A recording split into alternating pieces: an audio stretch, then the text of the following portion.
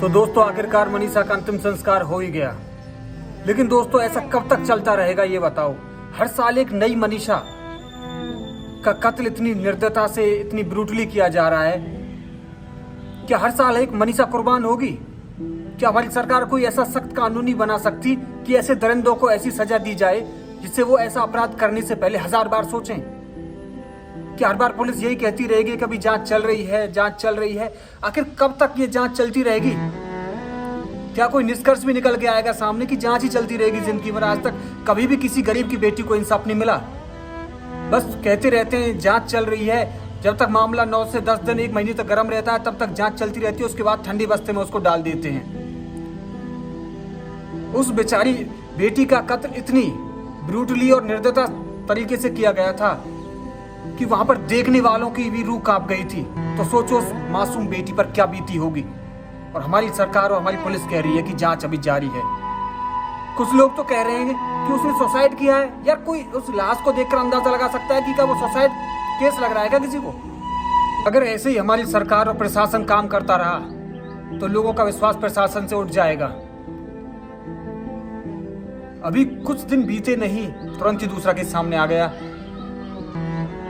बेचारी 19 साल की उस लड़की, और जो शिक्षक अपने पिता को भी सपोर्ट करती थी काम थोड़ा बहुत अर्निंग करके, उसको यार कोई क्या लड़की को कोई काम करने का हक नहीं है, कोई अधिकार नहीं है कि एक फ्रीडम के साथ जीवन जीने का?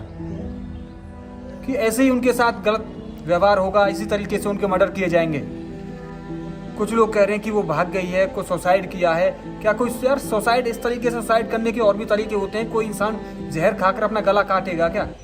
फिर उस पर तेजाब डालेगा? यार कहने वालों को भी शर्म आनी चाहिए, कैसी बात कह रहे हैं। और सबसे बड़ी गलती तो भाई प्रशासन की। जब तक प्रशासन सख्त नहीं होगा और हमारी सरकार कोई ऐसा सख्त कानून नहीं बनाएगी ऐसे दरिंदों के लिए। यहाँ पर सबको पता है कि अगर हम पकड़े भी जाते हैं तो केस चालू हो जाएगा, केस चलता रहेगा। केस सालों साल चलते रहते हैं। सर बहुत से लोगों को तो मैंने यहाँ तक कहते सुना है कि हमको तो बस 2 रोटी खानी है, घर ना सही जेल में खा लेंगे। उनको पता है कि हमारी सरकार भाई खाना तो जेल में भी मिलता है, 2 वक्त का खाना तो वहाँ भी मिलेगा। तो ना तो उनके अंदर प्रशासन का डर है और ना वो किसी से डरते हैं, ना किसी को इतना बड़ा मानते हैं। उनको पता है कि प्रशासन हमारा इस तरीके से केस चलते रहते हैं, सालों साल तारीख पे तारीख लगती रहती है, लेकिन इंसाफ आज तक किसी को नहीं मिला।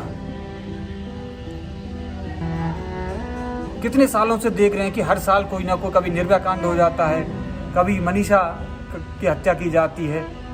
क्या किसी को इंसाफ मिल पाएगा हमारे देश में कि बस जांच ही चलती रहेगी? अरे क्या बीत रही होगी उस परिवार पर जिसने अपनी बेटी खोई है।